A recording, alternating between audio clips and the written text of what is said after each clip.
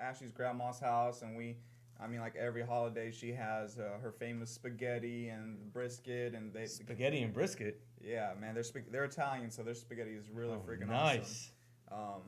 Unfortunately, people can't hear how delicious it is. It looks like we don't have any sound.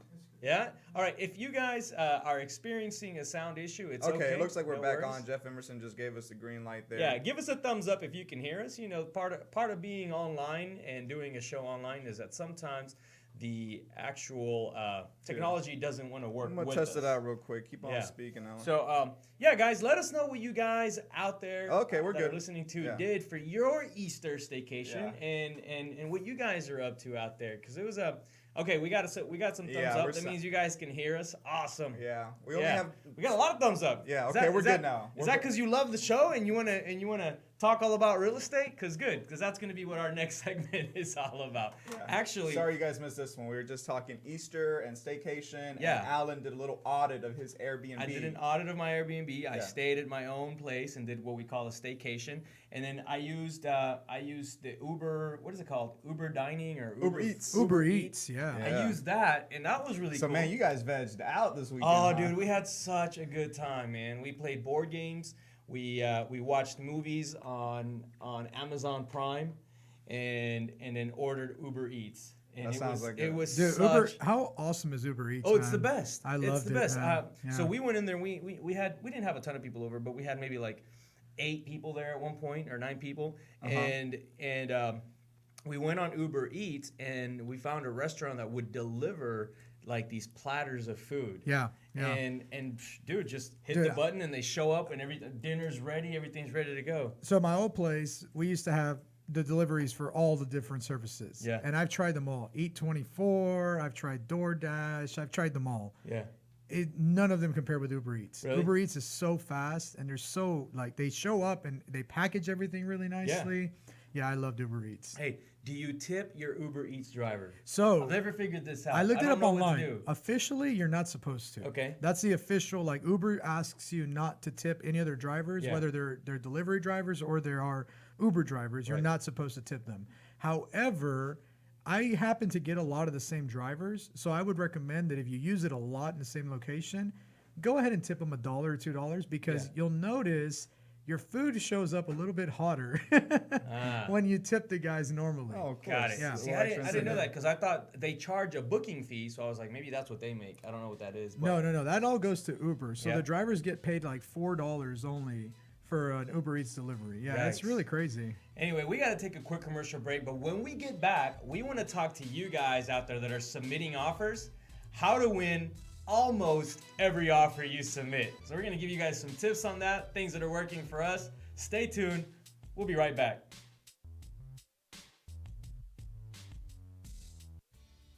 Hey everyone, this is David over at Picket Realty, and I wanted to tell you about my friends over at Plans Express who can save you the headache of running your own permits. These guys are committed to offering a one-stop solution for all your plan and permit needs. They're proudly serving their friends and neighbors in the Houston surrounding areas, and they offer great service at an exceptional value.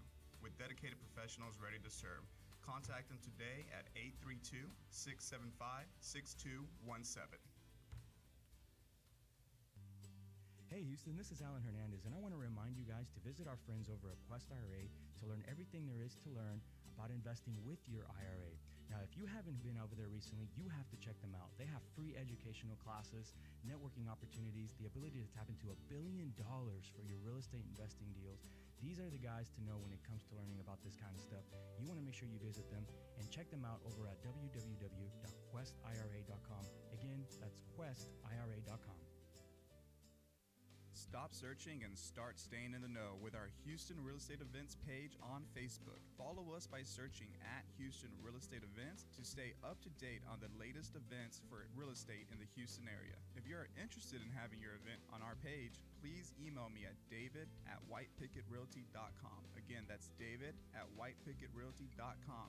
Non-paid events only. One more time, find us on Facebook at Houston Real Estate Events, and we'll see y'all at the next one. What do you love about White Picket? I love that we work together as a team. I love being professional while having fun. I love the innovative approach we take every day. I love the support we get to grow our business. We love White Picket. And I love empowering the next generation of realtors to live life by their own design. If you're looking to grow, come grow with us. Email join@teamwpr.com. Again, that's join@teamwpr.com.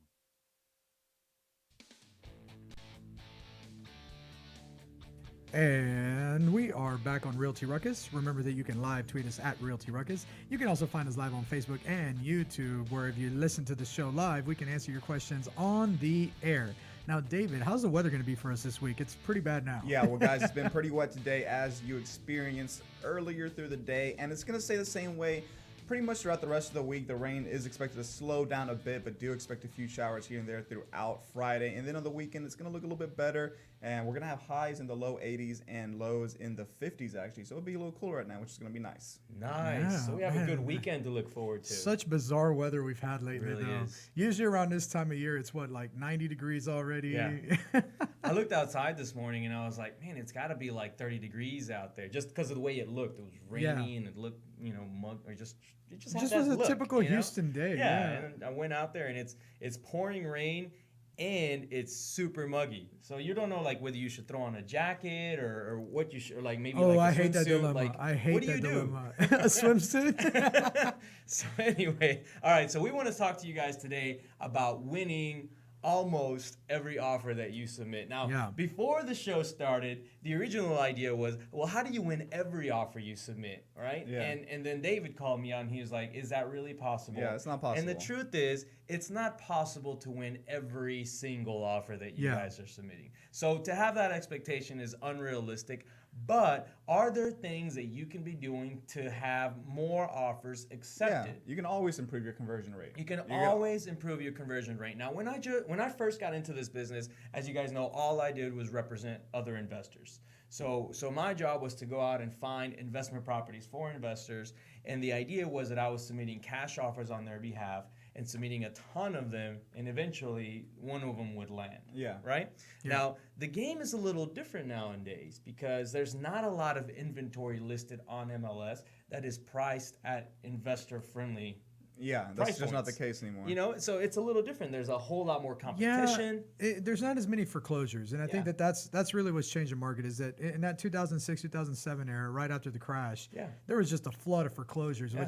which is an investor's dream. It's Yeah. like every house just super undervalued, and you can buy them all up. And we don't have that right now. It doesn't exist, but it doesn't mean that you can't be submitting offers and still winning on the MLS. Yeah, absolutely. And that you can still do. And when you have cash, when you're representing an investor or even better, a homeowner that's paying cash for the property, you have the ability to really do some neat stuff out there, because who doesn't want to work with a cash buyer? Yeah, right? absolutely. Now, and the only offset is if you're buying something that's when you're submitting an offer that's much lower than what they're asking, then sometimes you got to have a conversation. But let's talk about our agents, for example, who are out there and they're not dealing with cash buyers or cash investors. Let's talk about our agents who are representing your standard buyer, your homeowner, and this may be their first or second home. Yeah. And they're and let's break it down even further. Let's say it's their first home, and they've already submitted 2 offers. And when they submit an offer, there's an emotional state that the buyer goes through when they're submitting an offer, right? So they get the paperwork from their agent. Oh, it's kind of like applying for like college. Yeah, you know? yeah. It's like this big deal. They get the paperwork from their agent, and they're like, all right. What am I signing? And the buyer thinks they're signing their life away, right? Yeah. They're like, what if I do this and that? And they think they're getting ready to like lose everything if they sign on the dotted line. And then the agent has to be the one that's like, look, it's not that big a deal. We're just signing. We're gonna get an option period. There's earnest money deposits, and you got to explain everything and what it all means and how you're gonna keep them from losing money. You go ahead and get the contract signed, which is already a big deal. You get it back and you submit it to the listing agent. All right, and then it's kind of like a waiting game for most people. They're just like, all right, well, is my offer going to get accepted or not? Maybe they'll send an email maybe the next day. Hey, I sent you an offer. What's going on?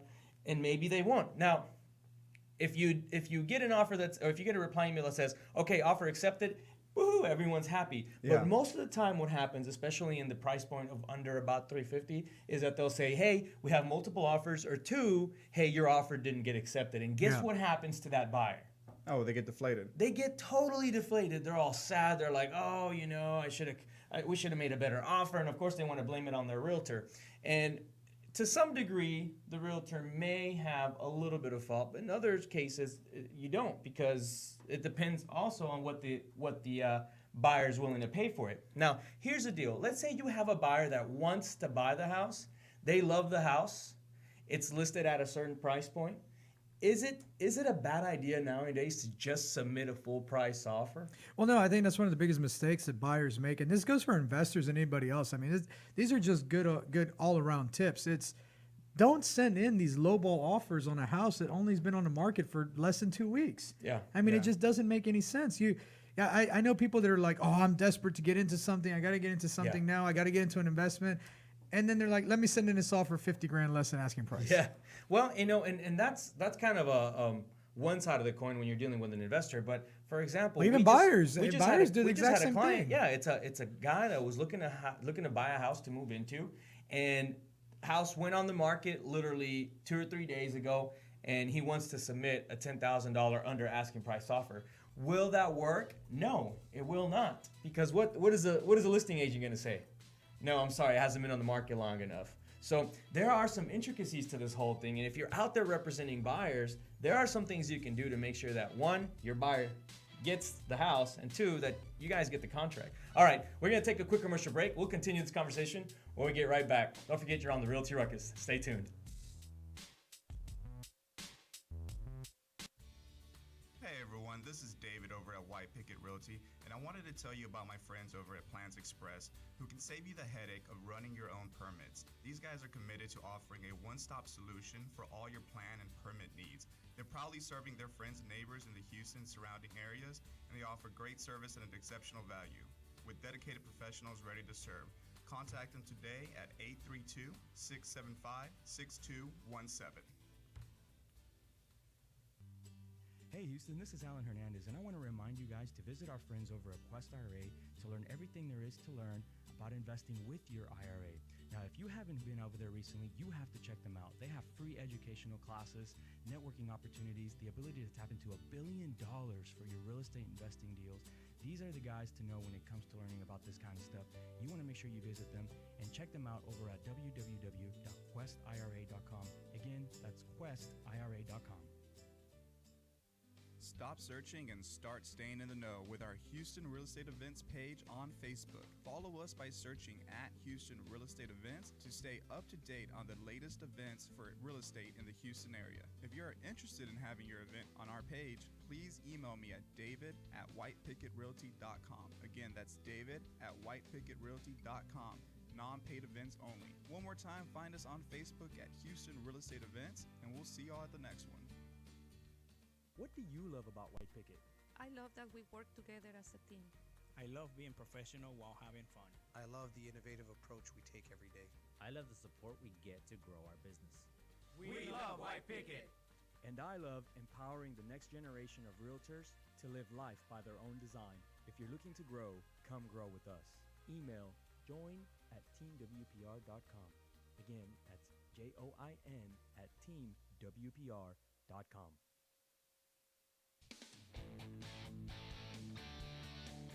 And we are back on Realty Ruckus. Remember that you can live tweet us at Realty Ruckus. You can also find us live on Facebook and YouTube, where if you chat with us live during the show, we can answer your questions on the air. Now, we want to jump right back into our discussion here on how to win almost every offer and give you guys some tips. Now, we're going to go through these quickly because we really want to jump into our next discussion of political correctness that's coming right up. Yeah. So let's go ahead and give people the tips that they need to win almost every offer. All right, so one of the things that you can do, because it is an emotional transaction when you're buying a house to live in, there's less emotion than when you're buying an investment property. Yeah. So why not go ahead and use that emotion to play to your advantage? So if you're representing the buyer and you want that seller to maybe choose your offer, go ahead and make it an emotional transaction by letting them know what that purchase means to your client. Now, couple ways you can do that. One, you can call the listing agent and relay the message, and of course ask them to relay the message, but chances are they won't do it. Not a bad idea to make sure that the agent is on your side though, so it's a good idea to always make that phone call. But to make it really, really emotional, what you want to do is submit a quick little snippet, a paragraph or two, on what the purchase of that property means to your client along with your offer. So it's your offer. We're going to talk about making sure that your offer is full and complete, but this could be a one additional thing you can add to go ahead and push that seller to saying, you know what, this family deserves this house. So that's tip number one. Number two, submit offers with special contingencies. I've seen this before. It's worked in the past. It'll work again. Now make sure that your broker is okay with you doing things like this, because not all brokers allow these type contingencies. But for example, one contingency that I've seen is we'll pay $1,000 above the highest offer. Now, the question there is, well, what does that actually mean, and how far will it go, and how do I know that the listing agent is going to give me a real number, right? That they're not going to come back and be like, well, we got our highest offer is 50 grand more than what we've asked. Yeah, and I have to say, I'm not a fan of those contingencies, because $1,000 more than the highest offer doesn't mean anything, because there's so many other pieces of the contract. There's residential service agreements, there's option fee, there's a lot of other pieces. What I like to do, instead of saying 1,000 more than the highest offer, saying, if somebody gives you an offer that's more attractive than mine, give me a chance to beat that offer. Yeah, I like that. And that's a conversation that you can have with the agent. Yeah. And if you trust the agent to do that with you, then you're fine. You're in good shape. But you have to establish that, and actually you got to make a bold request. Yeah. You have to make a bold request of the agent, and the agent has to agree to do that. And they may, stick to their word, or they may break their word, but if they agree, then at least you have the possibility of getting the opportunity. Yeah, and to match the I'll offer. say, normally when I do that, I do get a call back from that agent saying, hey, this is where their offer's at. Can you beat it? And I'll say either yes or no. I mean, it's that simple. So really the tip here is establish rapport with the agent. And really make sure that the agent is on your side to give you that opportunity. But yes, I've seen some of these, hey, $1,000 above highest offer. They do work. And, here's the thing. The property still has to appraise. So it's not, if it's just a matter of who's going to get the contract, or who's going to get this house based on who submits the most money, then this is a button that you can play. You can use this as something that can help you. But you have to find out what the motivation of the seller is. Is it money driven? Is it the only thing that's driving this sale? All right, let's go ahead and move on. Full and complete offers, that's self-explanatory. Don't submit an incomplete offer, because no one pays attention to it anyway. If you don't have your full pre-qual, maybe your little letter that says what this purchase means, don't even send it.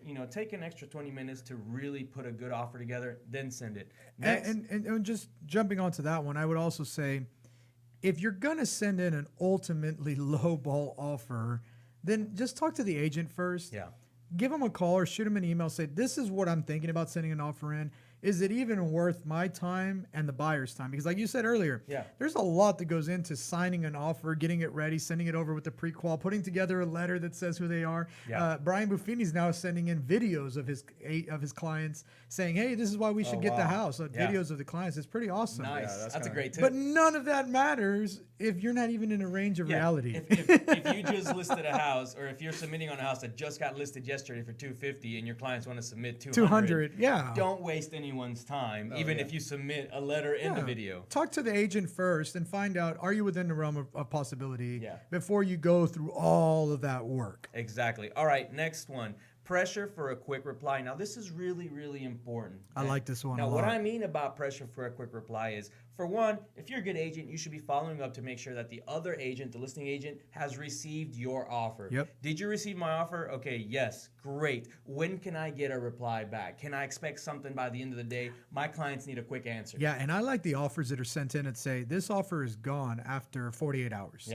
Because I know that when you sit on the other side of the aisle, when we have investment properties that we have for sale, and somebody puts that clause in there, it really does make you think on it quickly. Okay, it makes you move just a little faster. And even if it's only like $1,000 off what you wanted, sometimes that little 48-hour, it'll really pressure you into saying, okay, fine, whatever, I'll just take it. It's not worth $1,000. It's kind of funny, because that actually is my next tip, which is add a deadline. So if you want your client really wants this house, add a deadline.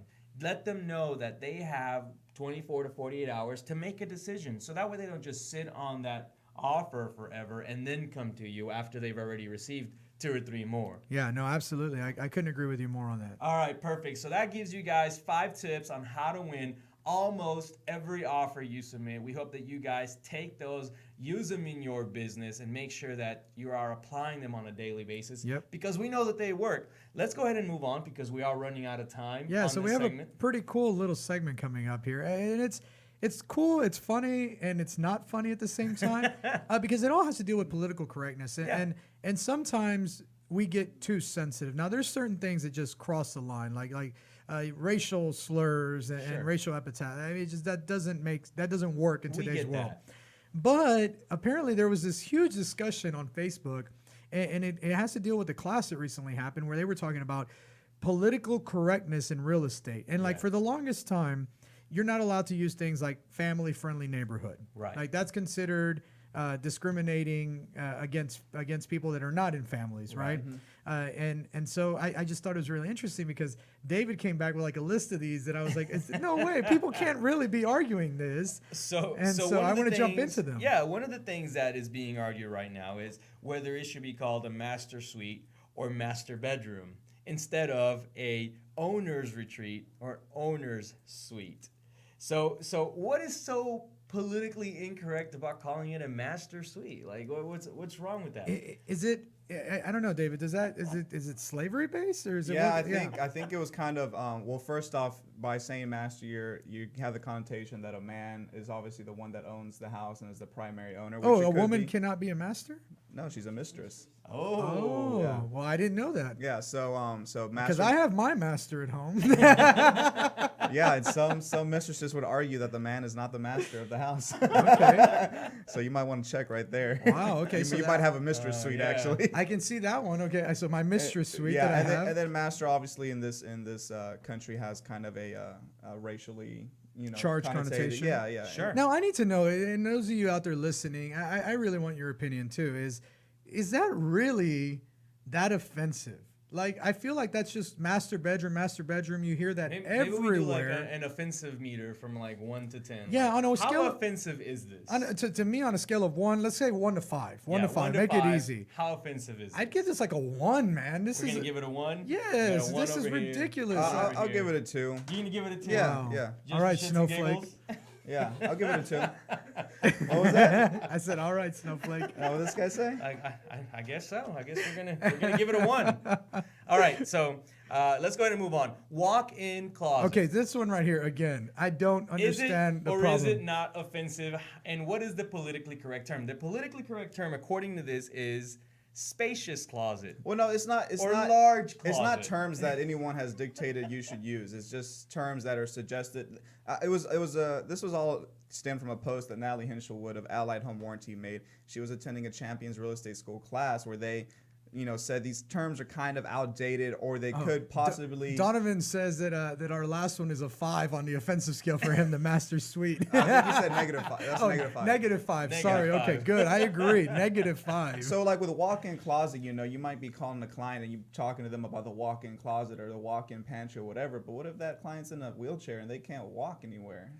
Yeah, but so what would it be a roll-in closet or what do you call it? I agree with you. I mean, that's one of those things. It's like walk-in closet simply means that it's a large enough closet for you to be able to go into. Yeah. So the suggestion is then just use the term large spacious closet instead of walk-in. We're gonna need somebody to just look through all of our listings and just figure out everything that's politically incorrect. Because I use them WIC for walk-in closet all the time. Yeah. Well, and the thing is, obviously, these are very ingrained in our culture, and most people see no problem with it because it's just a description. But what about something like his and hers closet? Wait. Before we go on, 1 to 5. we need to go 1 to 5 on walk-in closet. Walk-in closet. Oh my How gosh. offensive is it? This is a 0 to me. This is beyond ridiculous. Okay, 1 to 5. So I give it a 1 then. If I could give it less, I'd give it less. This is crazy, man. I can't believe people are offended by that. You're still going with a 2? Yeah, I'll go with the 2. Mr. Sensitive over here, yeah, man. I know, man. He's offended by everything. I can't even believe it. I didn't expect that. David, I thought David was gonna be the one who was like, this doesn't matter, and he's like, no. 2. So what's the next one? Okay, so the next one we have on the list. Well, I just brought up his and hers closets. Yeah. Okay. Okay. Why is that offensive? I don't get it. Because you have a lot of gay couples in America so now. what if Okay. it's So like it could be his a and hers, his? or it could be a hers and hers closet, or a his and his closet. Okay. Yeah, that one. Okay. God, this subject just gets so complicated. Yeah, but I will say that's why the suggestions are out there to just use the other terms. Yeah. What is the other term for his or hers closet? I call it couples closets. Couples Now, closet. I will say that this is one that I do see where people can get offended. Yeah. And it's because I made the mistake with a gay couple of saying, "Oh yeah, you got a his and a hers," and I looked at them and I was like, "Oh, this is." That's that feeling you get is the same feeling I would get if I was like, "Oh, it's a walk-in closet." And I turn around and there's my client in their wheelchair. I wouldn't feel bad about that. I wouldn't feel bad about that one. That one right there to me is like, okay, well, you get it. That's just a terminology, though. That's just what it's called. Well, why don't you just turn around to your gay client and say, "Well, you get it, you know." Oh, you get it. Come on. You know what I meant. One of you. One of you's a her. Which one of you is less bossy? Okay, then that's the her. That's your side. Then this is yours over here. The little one's yours. So you can see how it can get pretty offensive. I would say though, his and hers closets, in my opinion, because I've already started to correct that. I've been in that awkward situation. I do give that one like a 3. Okay. But that's me. Because I've been there. Well, and because we're culturally sensitive to that, but not everyone is. What about mother-in-law suites? See that one, I don't know. I mean, because everyone's. But no one cares about the mother-in-law. No. I'm gonna say everyone's situation is different. So to me, you're just kind of limiting yourself in your marketing by saying mother-in-law suite. If you can become a little bit more creative in describing that, someone who would be like, "Oh, mother-in-law suite," that doesn't matter to me. But if you describe it a little bit more creatively, I don't know how that is. But if you do so, it'd be like, "Oh yeah, that can be a whatever room or something." Well, I was gonna say what I normally say because I do use mother-in-law suite pretty often. Yeah. But I know Manuel uses it as a joke for like the shed in the back. He calls it the mother-in-law suite. Yeah. So if there's a shed in the back, and he said that joke usually doesn't go over too well. He said that joke a few times, and people were like, "I don't like that at all." That's hilarious. So I will say, what I started saying is that this house has 2 masters, but apparently I can't even use that anymore. Now, see, the master to me is not that bad, just because that's. Like in computers, I mean, you have your master drive and your slave drive, and no one thinks the difference about it. Well, that's really offensive. That's so why is it got to be? offensive. Why is one got to be the slave drive? Shit, I don't know. That's It's just the way they named it. Secondary drive, okay? Yeah. Jeez. All right, next one. Oh wait. Mother-in-law suite. Mother-in-law 1 to suite. 5 on offensiveness. I'm gonna go with none at all.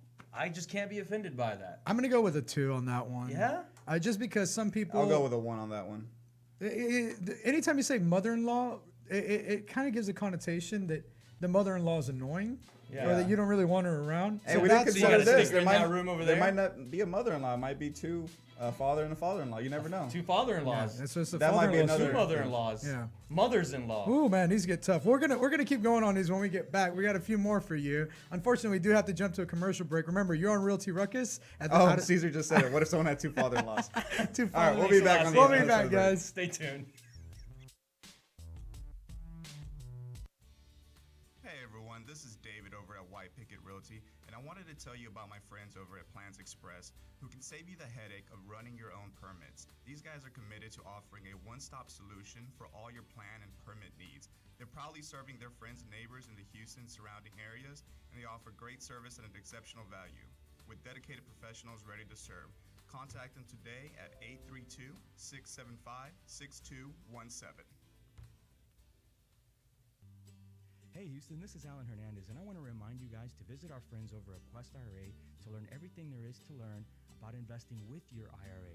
Now, if you haven't been over there recently, you have to check them out. They have free educational classes, networking opportunities, the ability to tap into $1 billion for your real estate investing deals. These are the guys to know when it comes to learning about this kind of stuff. You want to make sure you visit them and check them out over at www.questira.com. Again, that's questira.com.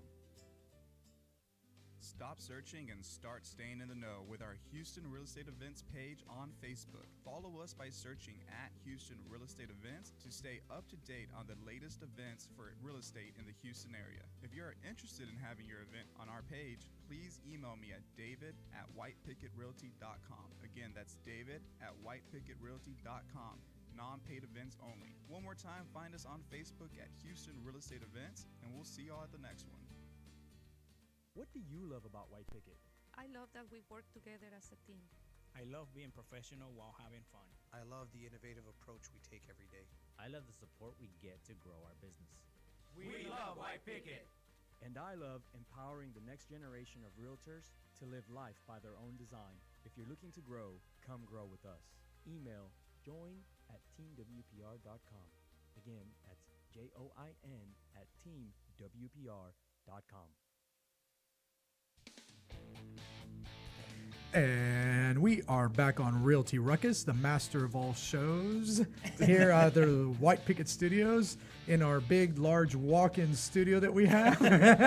I wish we had a freaking larger walk-in studio.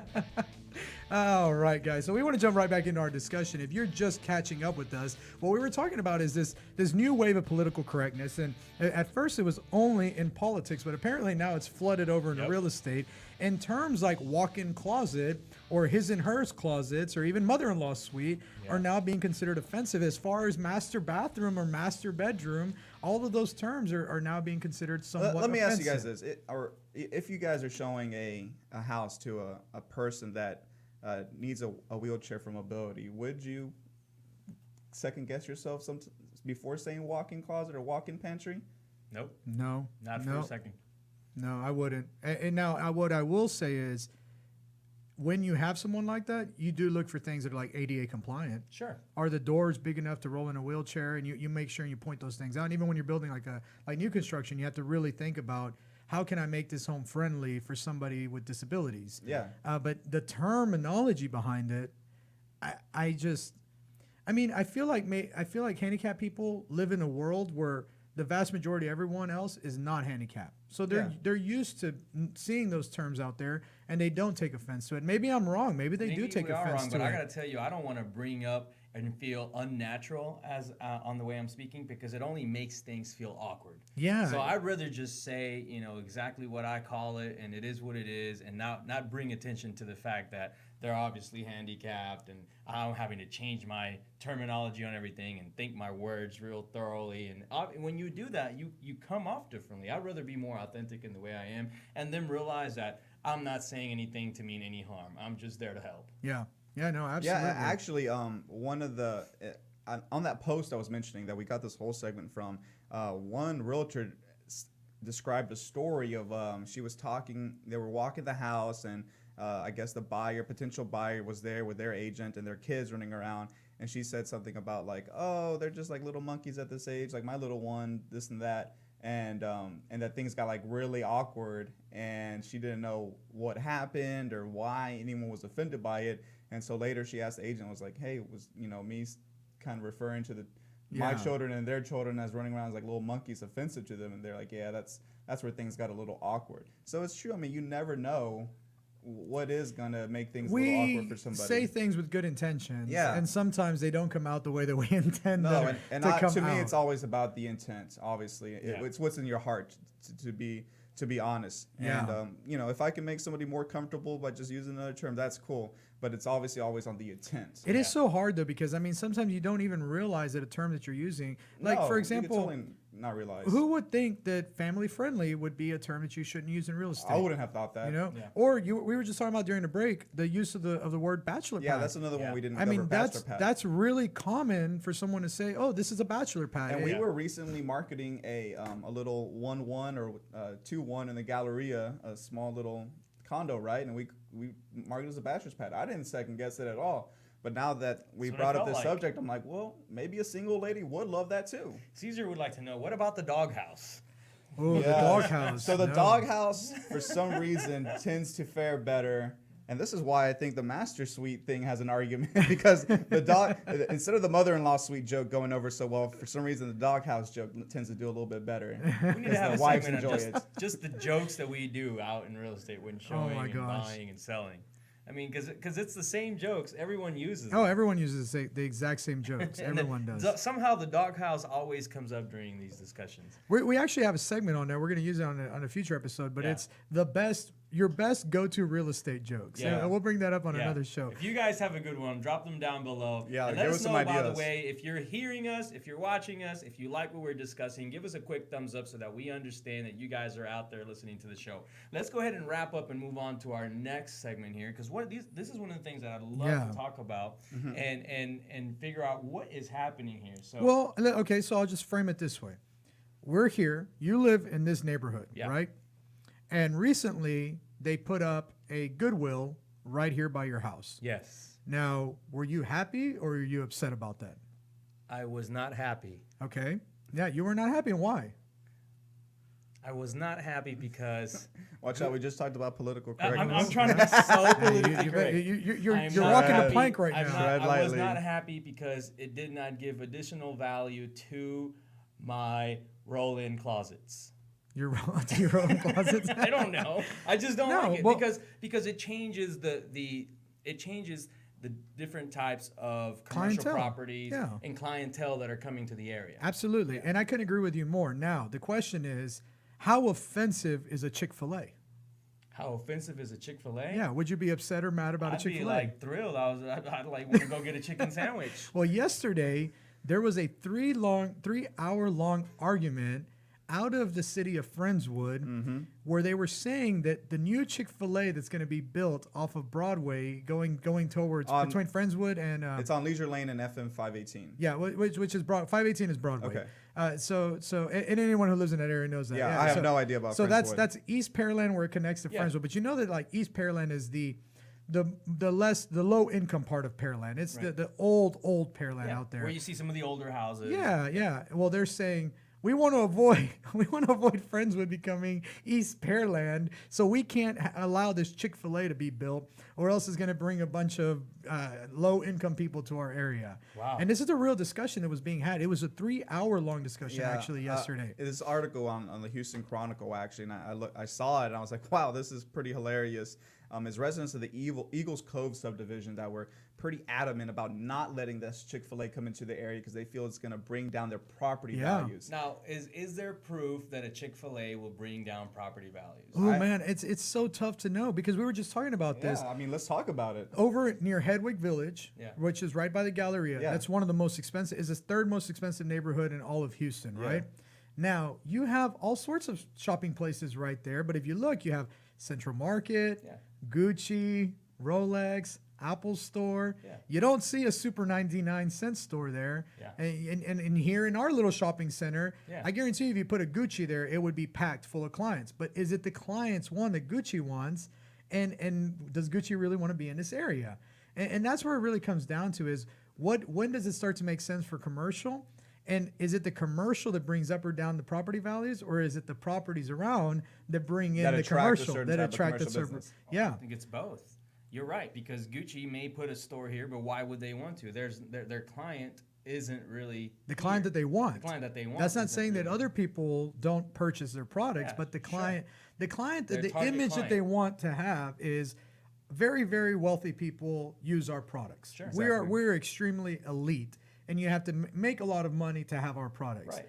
And so it's a huge difference from like Goodwill. Yeah. And that's why you don't see those. But yeah, we really did have that question. It was, is it that the area brings in a certain type of commercial, or is it that the commercial brings the area up or down? Yeah. Well, Lisa Brown, one of our listeners, thanks for watching, by the way, Lisa. Hey, she Lisa. comments that Chick-fil-A standards are always, they're always busy and they're always in good condition. So Chick-fil-A kind of maintaining a level of service and cleanliness is their standard. Yeah, but I agree. To those residents in Pearland, though. Shoot, man, most of the times when I go to Chick-fil-A, I feel like I'm being treated nicer than with my own family. They're really nice. Yeah, these residents, they're like, it's a fast food restaurant. It's backing up to our properties. I got to wake up and go to the mailbox and see the backside of a donkey is what they called it. So here's the deal. In that regard, they're right. So if the restaurant is being built right behind but see, I looked at the map and it is behind the neighborhood, but the house is back up to it and there's some room between them. So no one's looking for their mailbox. The people that will get most affected in that scenario are the houses that literally back up to the Chick-fil-A. the three houses that back up closest to it. Yeah, big deal. But what if it was a Starbucks? I mean, you're still backing up to commercial. Yeah, and most people want a Starbucks in their neighborhood. That's so true. Well, one of the arguments that they made is that it's going to turn that specific subdivision into it's going to heighten the traffic in there because they're basically going to be turning around to get to the Chick-fil-A.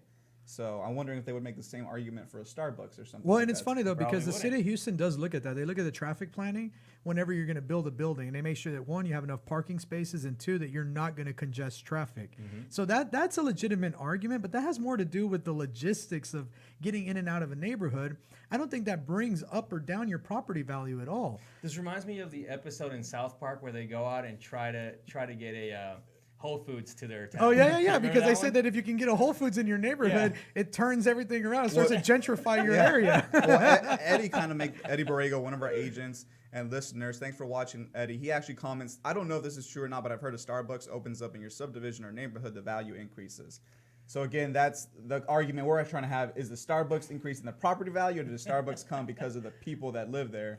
Here's the thing. I can see why a Starbucks being in your neighborhood would increase property values because more people would want to live closer to it. Yeah. Because Yeah. everybody loves to wake up in the morning and And go go grab coffee. some Starbucks. Yeah. You know, and it's a product that not everyone can afford. It's a product that it's a luxury product in my Yeah. opinion, right? I mean, not everybody can go get an $8 cup of coffee Well, look, every day. no offense to this area. I am now a resident of Sharpstown, by the way. So Congratulations, Sharpstown by the proud way. right here.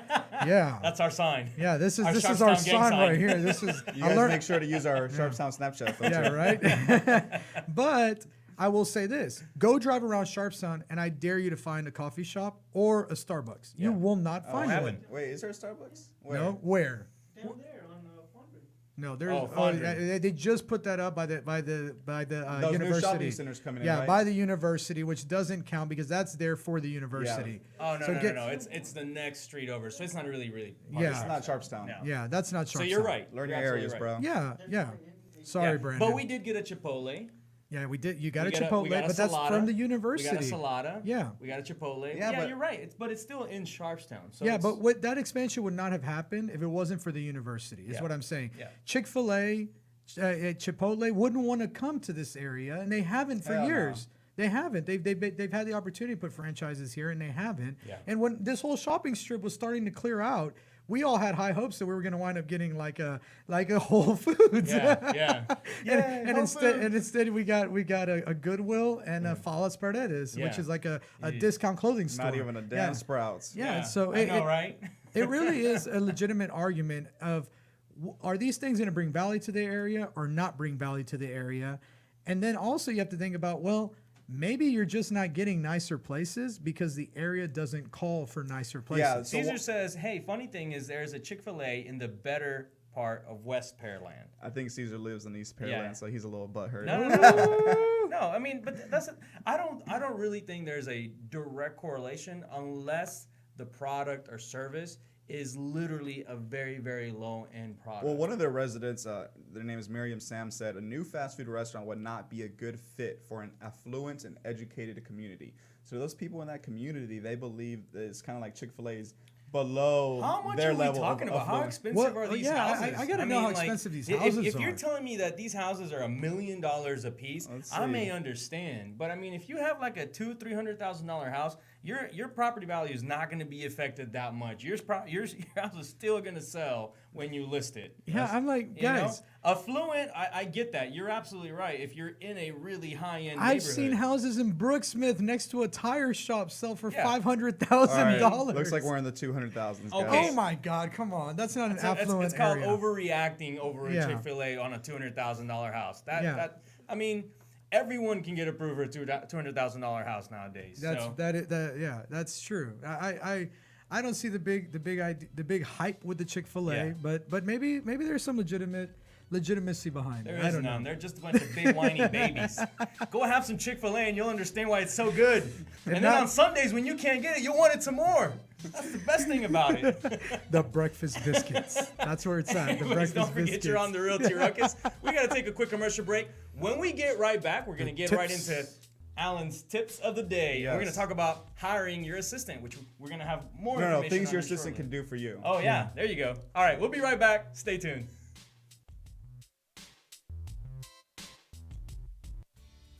Hey everyone, this is David over at White Picket Realty, and I wanted to tell you about my friends over at Plans Express who can save you the headache of running your own permits. These guys are committed to offering a one-stop solution for all your plan and permit needs. They're proudly serving their friends and neighbors in the Houston surrounding areas, and they offer great service at an exceptional value. With dedicated professionals ready to serve, contact them today at 832-675-6217. Hey Houston, this is Alan Hernandez, and I want to remind you guys to visit our friends over at Quest IRA to learn everything there is to learn about investing with your IRA. Now, if you haven't been over there recently, you have to check them out. They have free educational classes, networking opportunities, the ability to tap into $1 billion for your real estate investing deals. These are the guys to know when it comes to learning about this kind of stuff. You want to make sure you visit them and check them out over at www.questira.com. Again, that's questira.com. Stop searching and start staying in the know with our Houston Real Estate Events page on Facebook. Follow us by searching at Houston Real Estate Events to stay up to date on the latest events for real estate in the Houston area. If you are interested in having your event on our page, please email me at david@whitepicketrealty.com. Again, that's david@whitepicketrealty.com. Non-paid events only. One more time, find us on Facebook at Houston Real Estate Events, and we'll see y'all at the next one. What do you love about White Picket? I love that we work together as a team. I love being professional while having fun. I love the innovative approach we take every day. I love the support we get to grow our business. We love White Picket. And I love empowering the next generation of realtors to live life by their own design. If you're looking to grow, come grow with us. Email join@teamwpr.com. Again, that's join@teamwpr.com.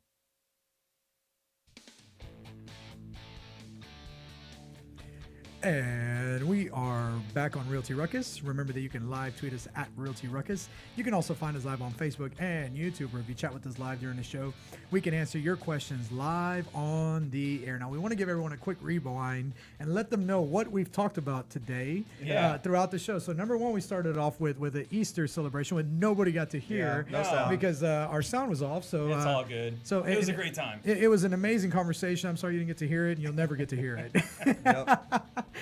After that, we got into how to win every single deal almost every time. There you go. Almost every time. So 70% of the time, it works 100% of the time. That's right. That's all you need. And then we talked about political correctness, and we've kind of just kept it going from there with the Chik Fil A and finding out how commercial really affects your home values. But we want to go ahead and get right into. We figured out that the neighborhood that's complaining is only worth about $200,000. Yeah, and by the way, somebody said that Friendswood is considered the Woodlands of the South. Guys, I grew up like 5 minutes from Friendswood. We went to Dobie High School. We know that area. It was not the Woodlands of the South. I like Donovan's comment. Friendswood is nice, but not that nice. Yeah, Friendswood is a throwaway from being like Deer Park. Yeah. It's not that great, guys. Come on now. It's a nice area, but I mean, seriously, not affluent and educated enough to be hating on a Chik Fil A. That's my opinion. I think that's probably Chik Fil A's biggest client in that $200,000 range, which is why they're going to have a huge amount of traffic purchasing there. Anyway, all right, let's move on before we tick some more people off. Let's go ahead and let's jump right into your tips that are going to help people transform their business today. Okay, wonderful. Now, the reason that we chose this topic today is because in May 18th, NAREP is going to be hosting an event where we're going to be bringing in top producing agents, so agents that are closing more than 150 transactions on a yearly basis. Nice. Awesome. And we're going to be literally asking everything that there is to know about how they grew to that size, how they're able to produce those type of numbers. Yeah. Most of which literally starts with hiring your first assistant. And then fine, you hired your first assistant, but what does your assistant actually do? What does your first assistant actually really do? So here are 5 things that my assistant does for me. These are things that you can have your assistant do for you as well. And remember, these aren't the only 5 things Brandon does. These are not the only things that Brandon does, even though now he wants to renegotiate everything. Now he wants to renegotiate terms just because we started talking about this, right? And by the way, there's also, in my end of the business, for everyone that can't see it, Brandon's sitting here like this. Yeah. Arms crossed, just all upset, ready to renegotiate. There's also a virtual assistant that helps me, and that's a different subject that we can talk about. But let's talk about what my assistant does for me. And again, these are things that you can implement in your business too. So 1, replies to missed calls. Guys, I miss so many calls on a daily basis. And it doesn't mean I don't actually want to talk to you. It just means I'm generally busy. My schedule is down to a 15-minute increment. So if I miss a phone call, I need someone to follow up on that phone call and say, hey, what's up? What do you need? How can I help? And then if they can take care of it, if Brandon can take care of it, he does. Yeah. Most of the phone calls that I miss on a daily basis can be taken care of by one quick little 5-minute email or a text exchange. It's crazy how that works. All right. He also, so number 2, manages my schedule. This was one of the best things that I could have implemented in my everyday business, because instead of me going back and forth with someone, and generally, by the way, it takes about 10 emails, 7 to 10 emails to come to an agreement on where we're going to meet and what time with any person that you're dealing with out there. Do you know how much time that takes out of your everyday tasks? Oh, yeah. It takes a lot. It takes a ton. So having someone there to help me manage that, where, when, great, set it up on the calendar, done.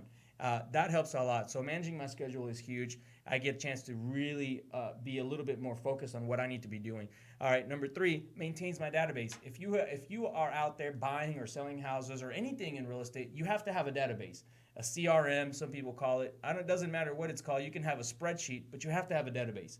All right, and someone has to manage that database, and that means sending out something on a monthly basis, doing what we call pop buys, so, reaching out to your top clients, delivering items of value to them. Those are all things that Brandon helps so you mean to tell me all those emails that I get from you with your name and signature aren't coming from you? They are. They're coming from my email. They're coming from your office. They're coming from my email, my office, and it's something that Brandon has produced. Yeah. Yeah, absolutely. That's awesome. All right, so the next thing is produces and collects all client paperwork. So every time I have to do a listing agreement, a buyer's representation agreement, a wholesale transaction, anything that I'm doing out there that requires paperwork, I know that I'm not good at it. This is how you process paperwork. And I don't like doing it. That's why he's not good at it. Anything that requires paperwork. Now I know why you suck at your paperwork. Because this is what I do. You can't karate Alan chop goes it. into his office and he's like, all right, time to do some paperwork. You know, it's kind of funny.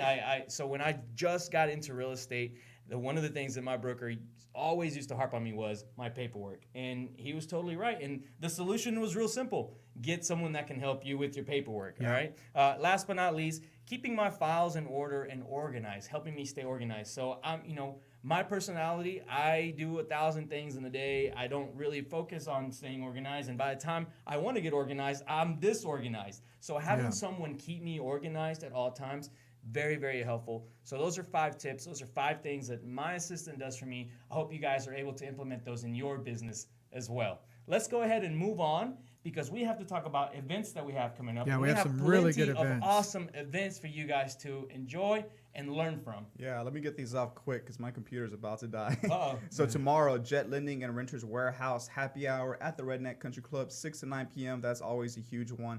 Then the day after, on the 20th from 11 to 2, White Picket Realty is hosting the Power of Social Media Marketing. And that's a class for realtors for them to learn what social media marketing can do for their business and exactly how to run their first ad. And my computer just crapped out on me. All right, so it's the power of social media. Yeah, and then I believe, let me see if I can get it from memory. On the 25th, we have Capital Concepts. They're going to be hosting their networking mixer at Chapman and Kirby, a brand new venue. It's a brand new place in East Downtown. It's going to be pretty awesome. So you guys make sure to check that out. And then on the 29th, Donovan Lucio, who's actually one of our listeners, he's hosting a little networking event. Hey, what's up, Donovan? Yeah, he's doing it at the Quest IRA office, and it's just for anyone that's interested in promissory notes. They're gonna just have some pizza there, do some networking for people that are interested in notes. All right, don't forget that we have a cocktail hour coming up in one of our listings, so we're gonna start letting you guys know about that here shortly. That's gonna be over in Oak Forest, and it's mimosas and I forget what we. I think we're gonna do like a mid-morning mimosa. Mid-morning mimosas, yeah. So we'll keep you guys posted on that. So if you want to do some day drinking, yeah, come join us. Why not? We're just gonna hang out. We're gonna show you guys one of the most amazing houses here in Houston that we just have the opportunity to list. Yeah, it is an amazing house. All right, next month, so that's May. Don't forget, May 18th, NAREP, That's going to be our big event. So make sure that you guys start RSVPing. We're going to let you guys know right now. And by the way, all of these events, everything that we're talking about goes into the Houston Real Estate Events page on Facebook. So make sure you're going there, hitting that like button so that you guys can stay in the loop on everything that's happening out in the Houston area. And then Stop wondering and start staying in the know. That's right. Also, you'll be speaking at Quest Fest on the 3rd, right? Oh yes, totally. So it doesn't work when your computer dies out, because we do these out of order. Yeah. So yes, Quest Fest on the 3rd. Yeah. We're gonna be getting the opportunity to go up there and tell you guys about how you can turn $150 into $25,000 by using your educational savings account or your IRA, any of the IRAs that you can open up there. So we're going to give you guys all that information. If you guys like what you hear, make sure that you're staying in the loop. Let us know that you're interested in coming to hang out with us, because we'd love to see you. Yep. All right. Thank you guys again for joining us today at the Realty Ruckus. Don't forget to keep up your ruckus and have a great day.